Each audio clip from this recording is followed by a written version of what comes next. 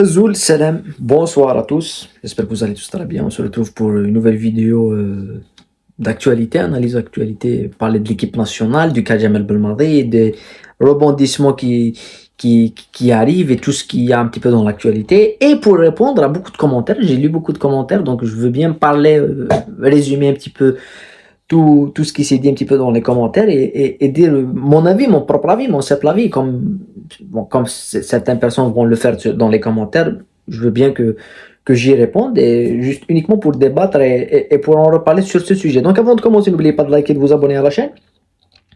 Juste, on va commencer avec le cas et les dernières infos. Pour le moment, on n'a aucune info. Voilà, Belmadi pour la FAF n'est plus sélectionneur. Il a été remercié, il a été licencié hier.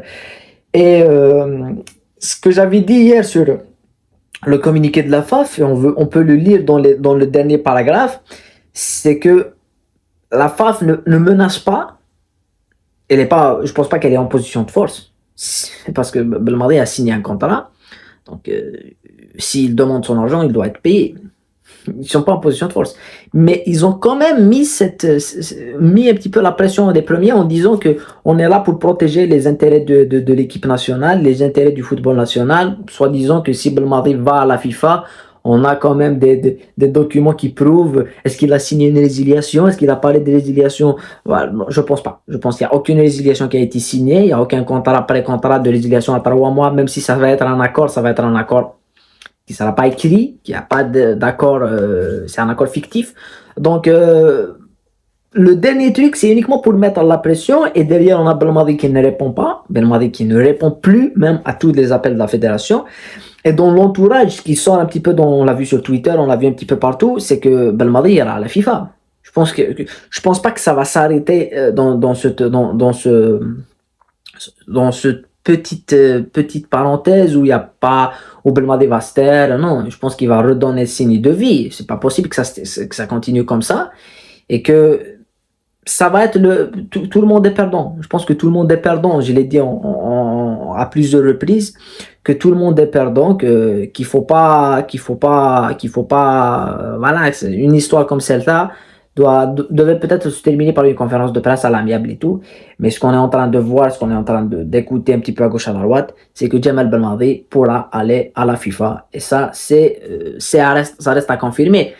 Mais moi, vu qu'il n'a pas, je pense que ils ont coupé les liens qu'il a fait en premier, c'est la fédération avec le tweet, est-ce que c'est Belmadi?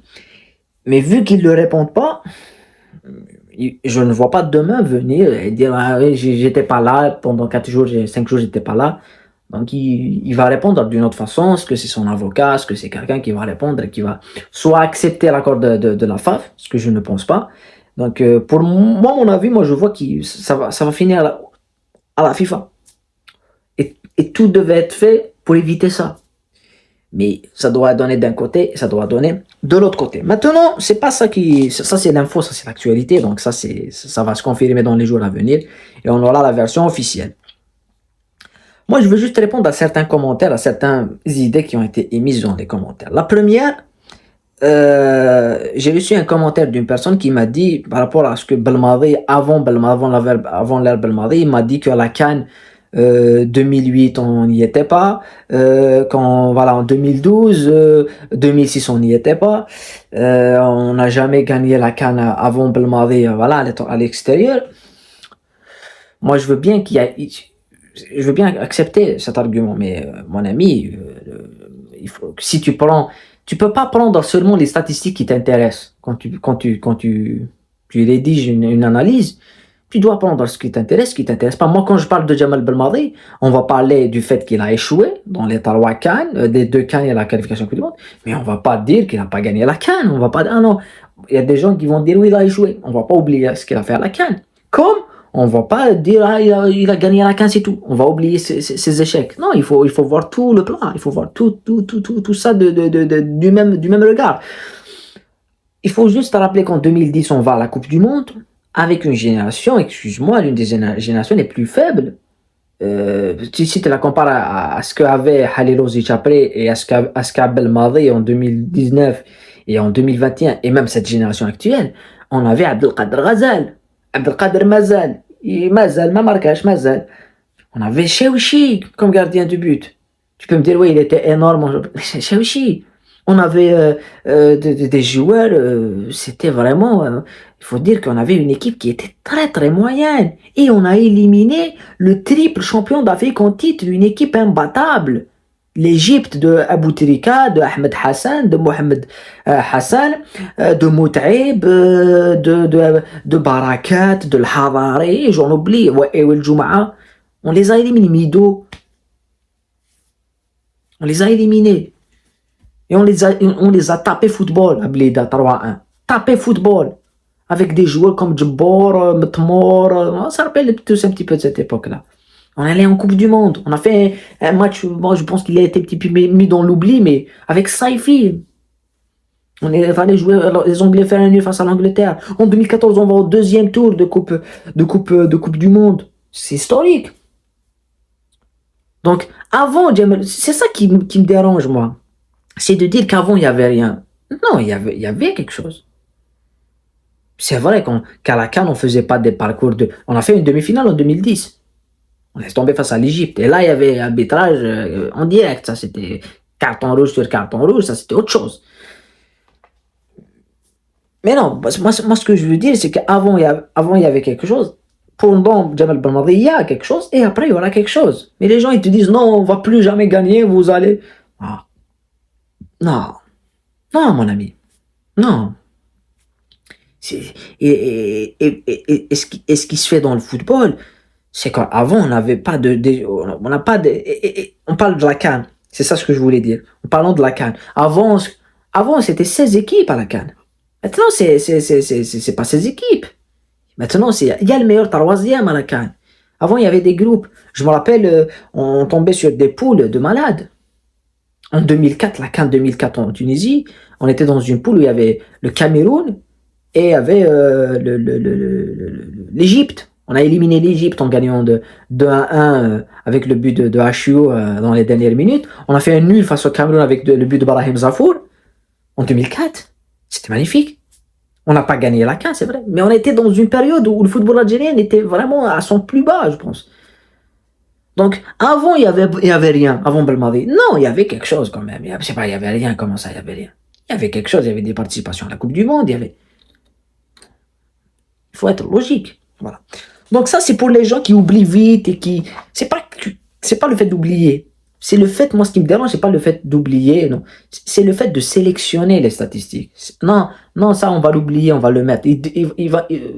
Sur le commentaire, j'apprécie vraiment le commentaire, j'apprécie la personne, je respecte son âge.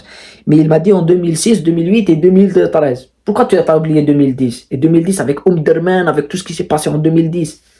On avait quelque chose quand même. Une génération, pas la meilleure, mais qui avait quelque chose. Ça, c'est pour parler des statistiques.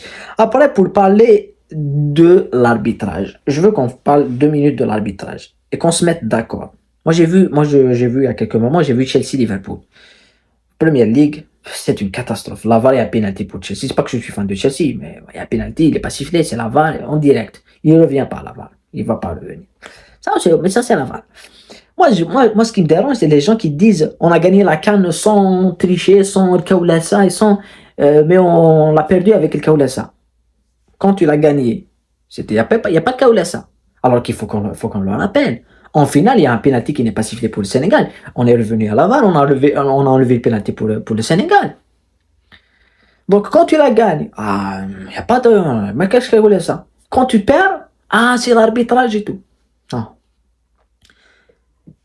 Moi, ce que je veux dire, c'est que toutes ces personnes qui parlent d'arbitrage, qui parlent de ça, il faut qu'on change cette mentalité. C'est vrai, l'arbitre peut nous faire mal. L'arbitre peut nous retirer des buts. L'arbitre peut être contre nous. Je suis tout à fait d'accord. Il peut. C'est pas qu'il est. Je dis qu'il peut. Mais on est responsable de l'échec, mon ami.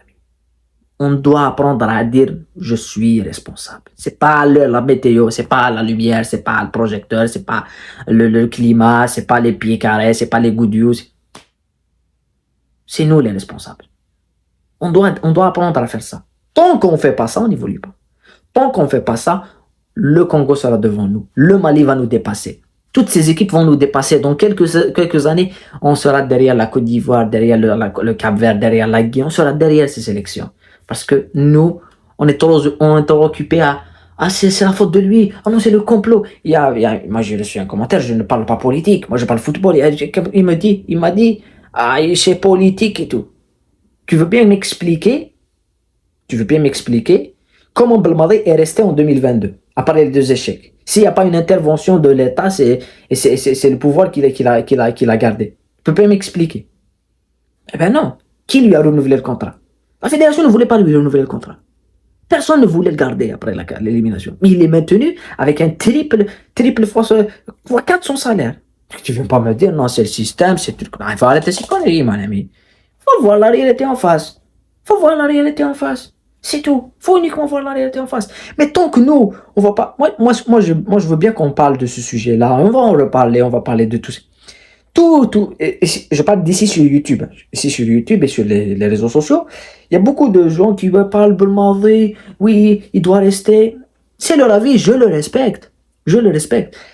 Ils critiquent la presse, non? Je l'ai jamais écouté. Ici, j'ai jamais écouté ici quelqu'un d'entre eux, youtubeur ou journaliste, qui te dit pourquoi on a échoué. Je l'ai jamais. C'est pas que j'ai jamais écouté ça, mais je pense pas que je vais l'écouter parce que c'est des gens qui sont déconnectés. Parler de niveau du championnat algérien. Pourquoi des équipes comme le Cap-Vert, pourquoi des équipes comme l'Afrique du Sud nous ont dépassé de très très loin? Comment l'Égypte avec rien du tout arrive en 8e? Ils parlent pas du football national. Pour eux, l'équipe nationale, c'est Belmadi, c'est un mettre en sélectionnel, ça va fonctionner. C'est plus ça. Ça marche plus comme ça. Et c'est cette culture qui nous a trahis. Je suis pas ici en train de dire le joueur local, Madja. Non. Je suis ici pour dire qu'il faut qu'on fasse la formation, qu'il faut qu'on fasse des écoles, des centres de formation en Algérie et qu'on développe notre football, notre structure, nos bases. On a des joueurs de malades ici. Mais si on les forme pas, parce que les joueurs que tu vas venir maintenant, tu vas prendre des joueurs un peu partout, même s'ils sont talentueux, ils sont pas formés. Ils ont pas les notions d'un joueur fini. Pas Parado et tout. Et on a vu les joueurs Parado, ils sont excellents, ils réussissent un petit peu partout. Donc pourquoi on reste un petit peu sur le truc, mais on parle jamais de ça. Et on l'a dit après l'élimination face au Cameroun. Si la fédération ne revoit pas la structure du football et elle ne revoit pas tout ce qui doit changer autour du football national, ça ne va jamais évoluer. Avec qui tu veux. Et c'est pour ça, moi, des gens qui disent, ah, avant, on gagnait pas la CAN. Et on n'allait pas loin. On se faisait éliminer au premier tour. On se faisait éliminer maximum en quart de finale, en 8e de finale. Pourquoi? Parce qu'on n'a pas de structure, on n'a pas des effectifs des générations continues. Regardez l'équipe de France maintenant. Avec sa formation. Ils ont plus de 16 équipes. N'importe qui se blesse, il y a un remplaçant. N'importe qui tu te blesses, il y a un remplaçant. Et il y a un remplaçant. Donc nous, on doit aller sur ce chemin-là.